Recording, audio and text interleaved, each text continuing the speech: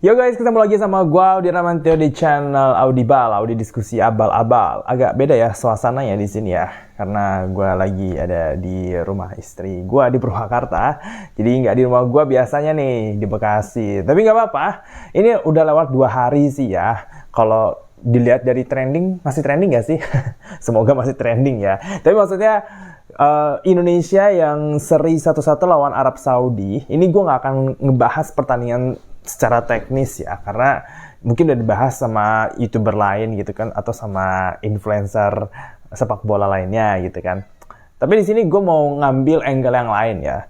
Jadi mengenai revolusi mental dari timnas Indonesia. Kenapa gue bilang kayak gitu? Jadi waktu gue dulu nonton timnas Indonesia, kalau misalkan ketemu lawannya yang kuat-kuat nih, kayak Arab Saudi kan pernah kan ya, Arab Saudi, Australia juga pernah. Bahkan ketemu sama Thailand dan Vietnam aja, itu kelihatan banget inferiority-nya. Kelihatannya tuh kayak gimana. Mereka tuh nervous, bola tuh hilang, gak ada yang nyampe, ngoper tuh gak ada yang nyampe sama sekali. Tapi kemarin, waktu lawan Arab Saudi, enggak loh.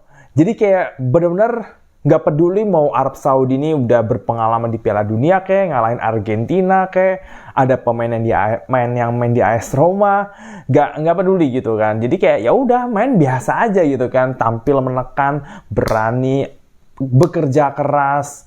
Pokoknya bener-bener timnas Indonesia tuh main nggak kayak dulu-dulu lah gitu kan, berbeda. Di sini kan kelihatan mentalnya nih, mental para pemain Indonesia nih udah nggak merasa inferior lagi melawan tim seperti Arab Saudi. Dan mereka juga berani untuk fight, berani untuk main bola bawah, ya kan, nggak selalu long ball. Memang banyak long ball sih, tapi nggak selalu long ball kan. Build up serangan kan banyak jadi bola-bola bawah, ngandelin ruang yang mungkin jadi catatan aja tuh banyak beberapa keputusan yang keliru ya. Kayak contohnya ada tuh momen di mana Sandy Walsh dia di kanan sendiri loh. Dia bener-bener sendiri. Itu kayak dia lari sendiri tuh di wilayahnya Arab. Bener-bener bolong banget itu pertahanan Arab. Tapi decision makingnya dia nih untuk apakah dia mau nge-shoot langsung atau dia mau ngumpannya juga ke siapa, powernya seperti apa, itu masih kurang banget tuh. Padahal sayang banget ya punya beberapa momentum kayak begitu kan jarang ya. Atau kayak Ragnar Orotmangun yang di menit-menit terakhir, kalau nggak salah menit terakhir babak kedua, itu dia bisa aja nge-shoot ya waktu dia dapat momentum serangan balik itu. Tapi dia malah ngoper ke kanan gitu kan, ngoper ke siapa ya? Lupa gua.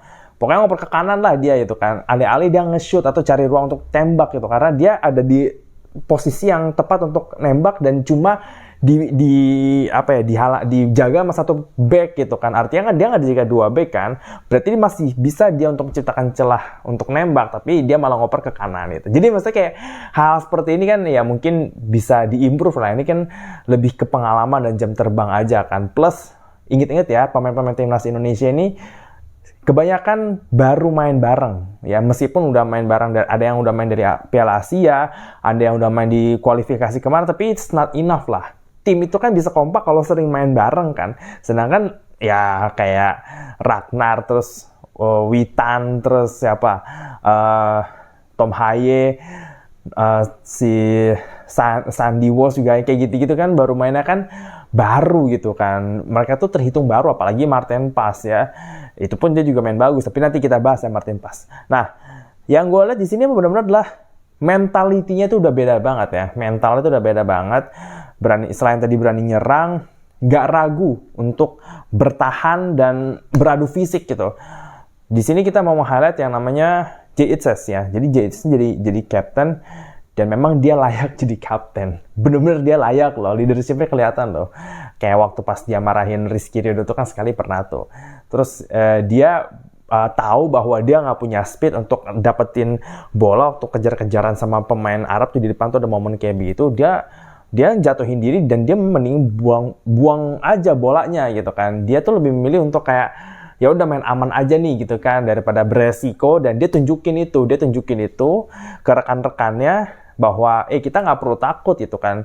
Di situ kan kelihatan juga kan pertahanan Indonesia yang errornya tuh sedikit banget gitu kan. Kalau misalkan kita lihat di timnas Indonesia yang dulu-dulu tuh yang namanya lini belakang blunder tuh udah kayak tinggal nunggu aja kapan terjadi gitu kan.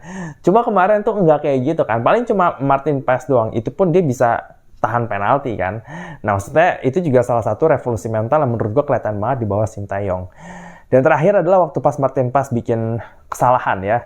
Ini kelihatan ya, ini sorry to say banget sama Hernando ya, tapi Hernando sama Martin Paes terlihat sekali perbedaan levelnya loh. Sangat beda sekali levelnya. Martin Paes melakukan kesalahan, Hernando juga melakukan kesalahan. Tapi Martin Paes melakukan kesalahan, dan dia waktu pas itu pemain Arab sebelum ngambil penalti ya, dia tuh terlihat kayak mukanya tuh terlihat siap aja gitu kan. Ya udah gitu kan, ayo sini gitu kan, tendang aja penaltinya gitu. Dia tenang banget dan dia bisa save. It was really good save. Itu gong banget dan disitulah membuat pemain Arab stres. Stres pemain Arab tuh penalti nggak masuk. Bener-bener frustasi tuh kan, kelihatan kan dari cara mainnya, mulai banyak pelanggaran, emosi. Malah ada juga dia waktu Martin Paes nepis tendangan jarak jauh dari luar kotak penalti itu. Itu juga benar-benar good save ya, tapi kan karena dia yang dekat gitu kan, jadi memang bola itu memang harusnya bisa di save. Tapi yang one on one, wah itu gila sih, itu gila banget ya. Dia nahan bola tuh membuat badannya lebih besar, jadi nggak ada ruang tembak gitu kan. Dia bisa ngeblok tembakan, mau dia nendangnya dia ke bawah atau dia ke atas dikit, dia akan bisa nendang, dia akan bisa nepis karena dia membuat badannya lebih besar dan dia mendekat ke pemain lawan ya, si penyerangnya Arab Saudi, sehingga waktu one on one itu dia bisa nahan bola. Jadi benar-benar mentalnya kelihatan banget beda gitu kan. Momen dimana Martin Paes save penalti itu benar-benar membuat kepercayaan diri timnas Indonesia itu meningkat dan itu tidak pernah terjadi. Gue ngerasa, gue nggak, selama nonton timnas ya, correct me if I'm wrong, gue nggak pernah ngeliat timnas Indonesia main sepede itu, fighting sepede itu, nggak takut main di kandang lawan, nggak gentar gitu maksudnya. Dan saat ada kiper yang melakukan kesalahan, itu dia bisa responsibility dengan kesalahannya itu dengan menahan penalti dan dia nepis 2 peluang emas lagi. It never happened before ya. Jadi kehadiran Martin Paes ini kenapa dia diperjuangkan sekali sama PSSI untuk masuk timnas Indonesia karena ini. Karena memang levelnya dia tuh beda gitu kan. So, sorry to say kembali lagi ke Hernando, tapi levelnya itu terlihat sekali berbeda sekali antara Martin Paes sama Hernando tuh beda banget gitu kan. Dan lawan Australia, gue jamin pasti kepercayaan dirinya jauh meningkat lagi. Dan kalau udah kayak gini ya, mau lawan siapa aja bang, udah nggak takut. Bahkan nanti kalau misalkan lawan Jepang ya, yang isinya pemain bintang semua, itu menurut gue kalau Indonesia bisa nunjukin fighting spirit ngelawan tim-tim kuat kayak Australia, Jepang, Iran nanti, itu menurut gua nggak menurut kemungkinan mereka bisa mencuri poin, at least 1 poin gitu kan. At least kalau sama mereka ini dapat 1 poin itu udah bagus, udah satu peningkatan. Kenapa? Karena dulu kita selalu kalah gitu kan, selalu kalah gitu kan, dan kalahnya suka antara kalahnya tuh parah banget atau kalah konyol gitu kan. Jadi kalah konyol tuh maksudnya kayak blunder, pasti nggak bisa, peluang dibuang sia-sia, itu kan kalah konyol kayak begitu kan ya. Ya kayak gitulah. Jadi ini benar-benar suatu revolusi mental yang sangat terlihat sekali di bawah Sintayong dan gue harap bisa diteruskan lagi di match-match selanjutnya. Oke, itu aja untuk video kali ini. Kita akan ketemu lagi di video selanjutnya. Jangan lupa untuk like video ini, tulis kolom komentar tentang komentar lo mengenai timnas Indonesia, dan bisa lo subscribe channel gue Audible, nyalain loncengnya supaya dapetin update video-video baru gue.